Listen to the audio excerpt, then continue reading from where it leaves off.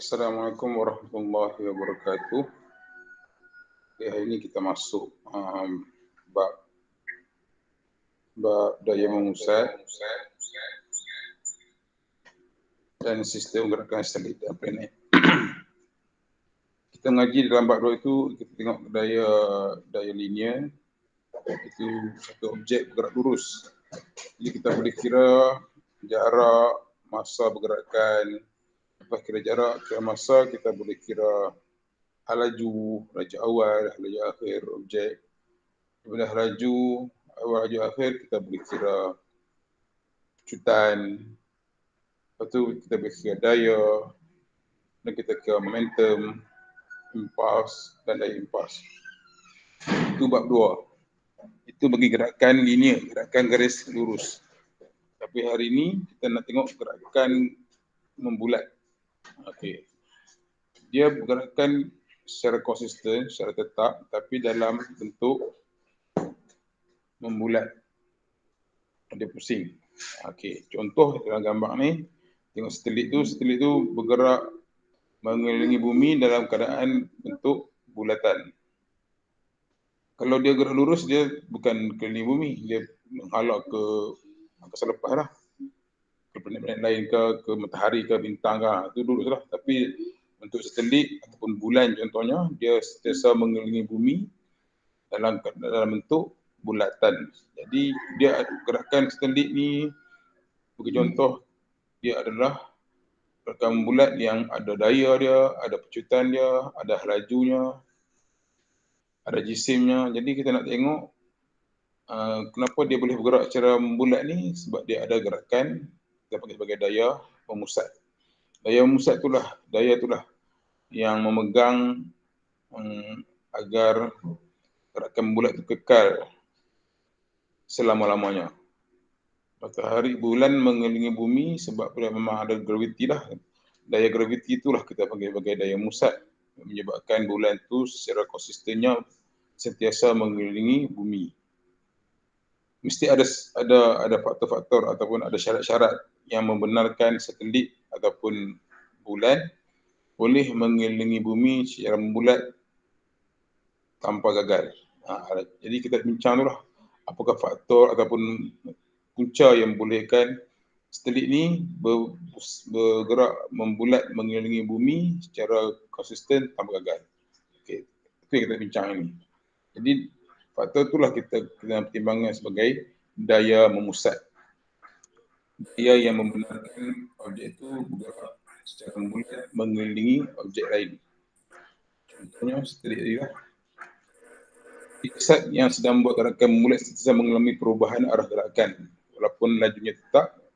Oleh itu harus jasad adalah berbeza. Okay, dia macam untuk yang bab 2 yang saya tadi itu, dia linear. Ni dia gerakannya membulat, melengkung.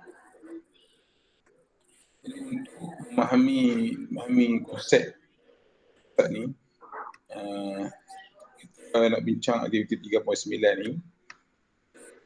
Secara asasnya kita buat bentuk tali, kita pusing tali itu ada di ujung tali ni ada ni, kita pusing dia membulat lah.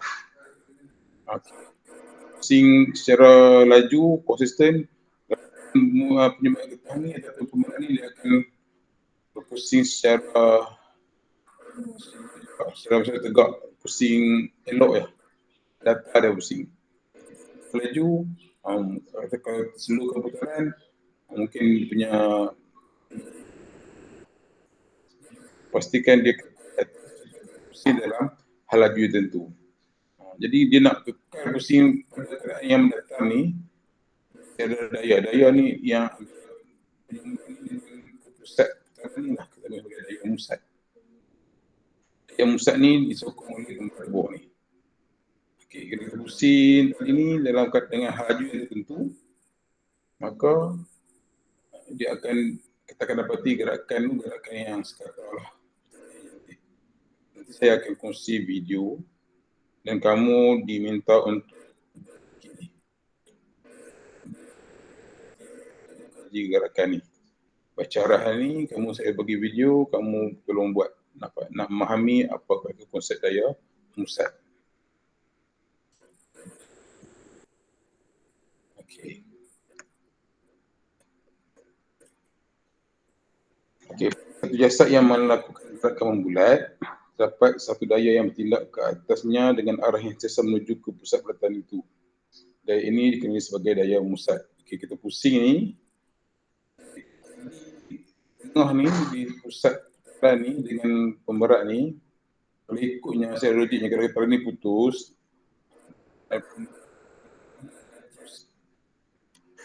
straight keluar, lurus. Sebabkan ikut secara otomatik kan satu gerakan membulat pusing-pusing sini. Gerakan ni dibantu ni. Dan ni lah kita pakai daya musat. Larikan objek ni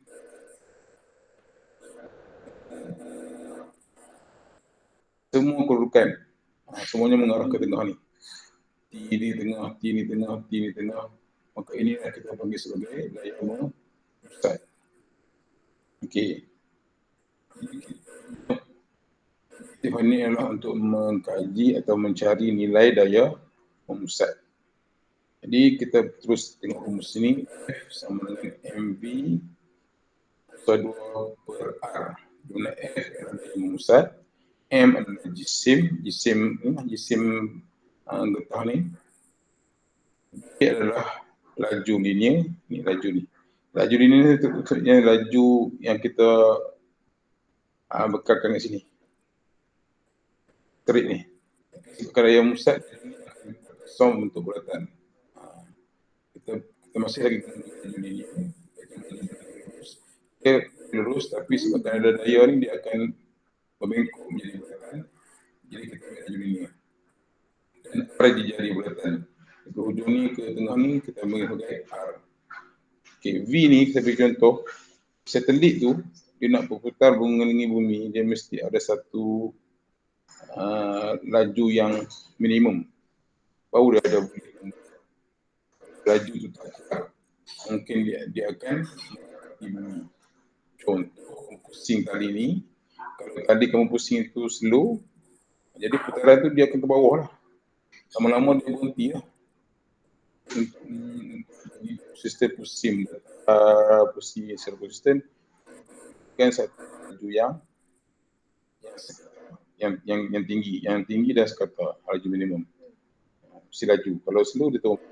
Jadi nak bagi dia tegak balik ataupun sama ni balik, kamu kena tingkatkan laju putaran tu. Itu laju linear ni. Okey. Jadi saya ulang balik rumus ni, rumus daya musat F sama dengan MV kuasa 2 per R, di mana M adalah jisim, V laju linear dan R adalah jadi bulatan. Kita bincang soalan yang berkaitan. Menunjukkan seorang atlet acara lontar tukul besi yang sedang memutarkan tukul besi dalam satu bulatan untuk sebelum melepaskannya. Berapakah daya musat yang bertindak ke atas tukul besi apabila tukul besi itu sedang bergerak dengan laju seragam 20 meter per saat? Okey, jisim dia 7.2 kg. Di jari dia 8 dan lajunya adalah 20 meter per saat. Jadi kita ambil rumus sama dengan MV kuasa 2, maka kita dapat daya musat adalah 1600. Daya yang bertindak daripada pemberat ni ke pegang dengan ni, daya di sini yang tersiap 1600 Newton. Itulah nilai daya musat yang dipegang oleh tali ni masa kita lakukan besi. Okey, besi berat 7.2. Tali dia 1.8 dan juga laju putaran dia 20 meter per saat. Daya musat adalah 1600 Newton. Okey. Dan kalau tengok satelit tadi, Tadi yang kita cari, yang contoh ni, okey, C, kita panggil daya musat, daya pusatan. Ini daya musat ni dengan mengetahui jarak daripada bumi ke satelit, jisim satelit. Daya musat antara satelit ke bumi. Okey, tengok apa yang sebenarnya berlaku segi perkaitan jisim tadi ni. Kalaulah kamu berada di puncak bukit, puncak gunung lah, paling satu objek, okey, sekuat hati, Q. Satu Q lah. Ke Q. Kalau kuat lagi, mungkin jauh sikit ke sini. Kalau kuat lagi, mungkin ke sini. Itu cara kita punya fikiran lah. Makin kuat kita baling, makin jauh dia pergi. Baling tak kuat, mungkin dekat lagi sini. Tapi Isaac Newton, dia berfikir, mula kita baling, Isaac Newton cakap, kita pergi kawasan yang paling tinggi, bukit gunung ke, kita baling. Baling je, mungkin itu sini. Baling kuat lagi, jauh sikit. Baling kuat lagi, jauh sikit. Kenapa jatuh? Sebab dia ada gaya graviti, percutan graviti menyebabkan objek yang kita baling ni ke bumi. Tapi kalau kita baling tu benda tu dengan laju yang sangat tinggi, yang sangat tinggi, kemungkinan objek itu akan terus berpusing mengelilingi bumi tanpa jatuh dengan laju lontaran yang tertentu. Selalu sini, kuat sini, kuat lagi sini, kuat lagi jatuh sini. Mungkin jatuh saya pusing. Itu teori Isaac Newton cakap. Isaac Newton tak ada alat nak buat amal ini, tapi secara teorinya, pengiraannya, dia menganggap bahawa objek itu kalau dibeli dengan laju yang tinggi, mengelilingi bumi. Maka teori yang dinyatakan oleh Isaac Newton, hari ini kita perlu terbuktikan bahawa teori yang dinyatakan itu benar. Dengan terhasilnya satelit. Ini dengan menggunakan rumus F sama dengan mv kuasa 2 per R, maka kita dapat membuat satu penyelesaian bahawa objek itu akan kekal mengelilingi bumi tanpa jatuh.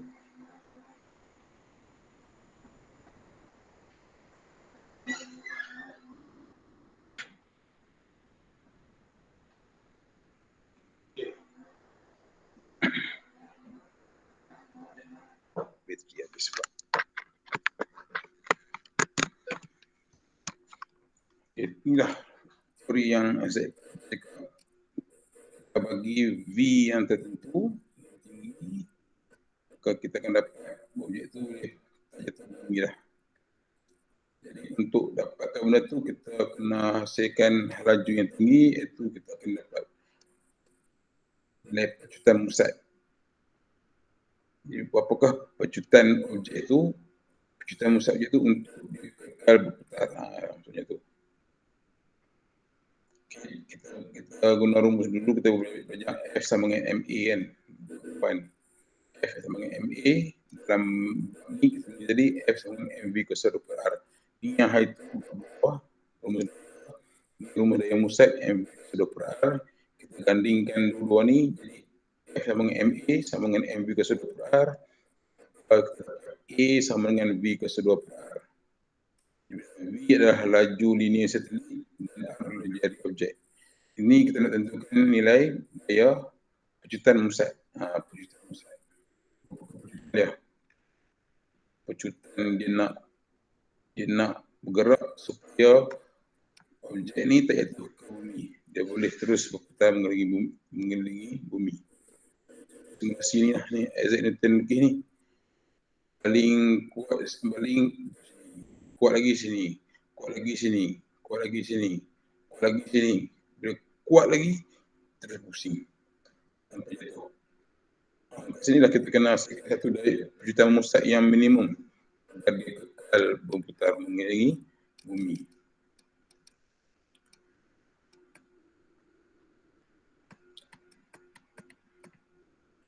Kita tengok contoh yang ni. Rajah 3.19 menunjukkan sebuah satelit kaji cuaca yang sedang mengorbit mengelilingi bumi pada ketinggian H. Jarak dia 480 km. Ketinggian jarak. Laju linear adalah 7.62 darab 10.03 meter per saat. 7,620 meter per saat. Dalam saat. Maksudnya dalam sesaat satelit ini bergerak 7.6 km per saat. 7 km tu daripada sekolah pergi mana? Pergi Tanah Merah. Saat. Dengan hal laju itulah gerakan satelit itu membuatkan satelit itu tak jatuh ke bumi. Laju tak? Laju lah sebab kat angkasa lepas tak ada daya geseran semua, jadi dia taklah susah sebenarnya. Secara puratannya satu hari satelit ni mengelilingi bumi lebih kurang 40 kali. Apa tu Syekh Muzaffar naik ke angkasa lepas pergi ISS kan, International Space Station tu, satu hari dia ISS di angkasa lepas tu berpusing lebih kurang 70 kali mengelilingi bumi. Tapi dia tak salah laju kan tu.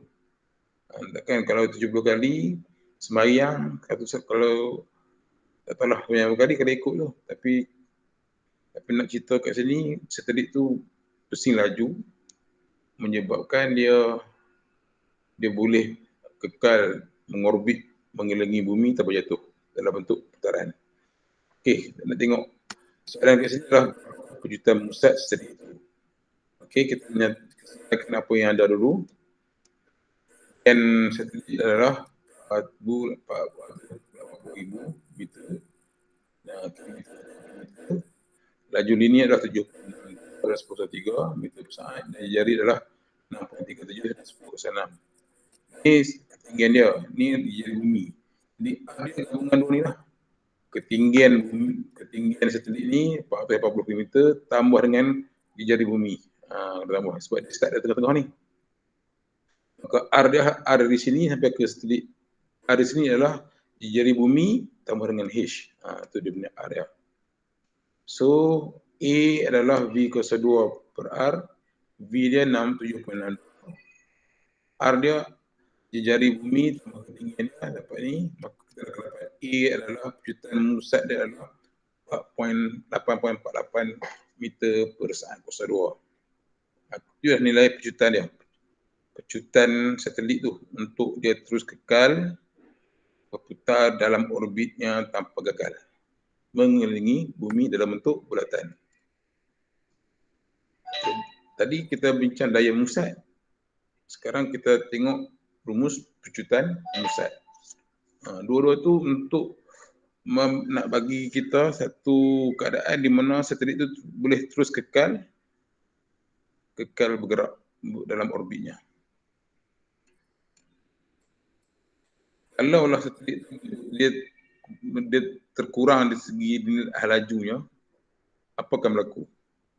Okay, bila kalau laju satelit itu tak konsisten atau berkurang, secara automatiknya satelit itu akan tertarik oleh graviti bumi dan akan jatuh ke bumi. Dia akan masuk ke ruangan bumi, itu bumi lah. Jatuh terus lah. Itu dia punya kesan dia. Jadi dengan dua rumus yang kita bincang tadi, F sama dengan mv kuasa 2 per R dengan A sama dengan V kuasa 2 per R, kita akan secara tidak langsung dapat mengubah jisim bumi dan matahari. Di sini 3.0 ni ada untuk kita mencari nilai jisim bumi dan jisim matahari. Nanti ni saya akan buat pengiraan, tunjuk kamu. Saya akan post nanti dekat WhatsApp tu. macam mana kita nak kira nilai jisim bumi dan matahari, di mana secara amnya, tengok nanti bincangan tu, nanti saya bagi jawapan. Rumus jisim bumi dan matahari adalah M sama dengan 4/2 R+3/GT+2. Ini jisim matahari lah, jisim bumi lah. Jisim bumi M sama dengan 2R+3 jari. G ni unit bagi skala bagi pemala bagi kegravitian, dan T adalah dia punya nilai tempoh putaran. Nanti kita bincang. Nanti saya bincang, saya buat dalam satu, saya kira kamu, saya ambil video tu, saya hantar balik, nak mencari nilai M jisim bumi. Saya untuk bincangan pada hari ini, dan kamu tengok video ni, lepas tengok video tu saya akan bagi penerangan dalam WhatsApp, dan kamu jawab latihan yang saya akan. Terima kasih. Assalamualaikum.